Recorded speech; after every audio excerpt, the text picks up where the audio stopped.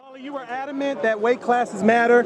Do you think size was the difference maker in this? Absolutely. You know, the big difference was the size. You know, Amir had to walk that tightrope the entire time because he's fighting a naturally bigger guy, and you're walking that tightrope. And what happens when a guy's walking this tightrope over Niagara Falls? You're like, oh man, is he gonna fall? And it's always excitement. It's always adrenaline, no matter how he's doing it. And if he just slips up a little bit, oh, and then he holds on. You know, around 5, Amir slowed a little bit, so maybe it was a little stutter on the tightrope, but it was like, oh, he's still maintaining it though. He's still good. And then around 6, he was boxing pretty well, but again, it was slowing down. So again, you get that stutter on the tightrope, but when you're on a tightrope, you just got to slip once and it's over. Was that what you were talking about when you mentioned he had to control the pace of the fight? Yeah, he did have to control the pace, and he did a much better job than I anticipated, because that's been Amir's problem. He's not able to control the pace. He bounces too much. He's too jittery half the time.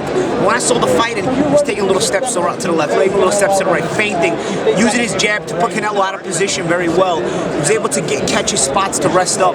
When he got trapped on the ropes, the rare times he did, because obviously the game plan was stay off the ropes, he got low, which I never saw before. You know, Amir used to stand too straight up on the ropes. He got down low and moved off. I saw a lot more upper body movement from Amir as well, which also impressed me. You know, he had a Canelo missing, and he wasn't just blocking shots. You know, I thought he boxed well. You know, it was almost a shame to see the KO. I wanted to see how things would play out as the rounds progressed. I wanted to see if Canelo would panic if the rounds kept progressing that way. Were you impressed at all by Canelo? Anything he showed in there? He showed power, you know what I mean? He showed power. I really, you're supposed to jab with a jabber in the very least. He barely did that. I mean, honestly, Canelo is what he is, and he's a good fighter. But the flaws that he has, he continues, for me, not to fix them, you know? And like what kind of flaws? He clearly has trouble when guys jab at him. You know what I mean? He doesn't jab back. You're able to slow the pace down and put him into these lulls, because he's not your prototypical Mexican fighter that just pressures you. He actually can box a little bit, but he just gives you the illusion to box, because a boxer has a jab, and Canelo doesn't really jab a lot. You know what I'm saying? But he has enough fast twitch muscles to where, you know, he can get these snappy shots off. So again, it makes him a little bit of more versatile than your prototypical pressure Mexican fighter. Some things he's lacking, some things he has better than those prototypical Mexican fighters. Some things he does worse than some of those prototypical Mexican fighters. I like to see some improvements, but the same flaws that I knew Canelo had going into tonight, he showed me he still has them. Do you think he still has problems with movement?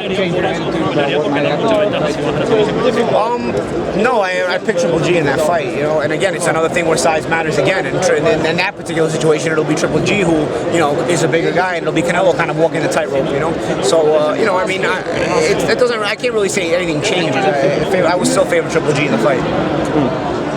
Is there anything that Amir Khan can take away from this fight? I mean, it was a tough knockout. I'm sure he's going to be looking at take away the fact that he was boxing so well. And he can take away the fact that even at this high level, at 29 years old, he's been through a lot of tough fights. He can still box at an elite level very, very well. Very, very well. And for me, he's improving. Like I said, he's showing a little more of a body movement. He made Canelo miss with some hip moves, a lot of the hooks where he was sliding with and whatnot. That's some stuff I've never seen before from Amir. Usually he's a bit too stiff. He's fast as hell, but he's always a bit too stiff. Less stiff, bending of the knees more when he got trapped. You know, you're seeing some improvements there. So, you know, you can hold your head up high. You lost the fight.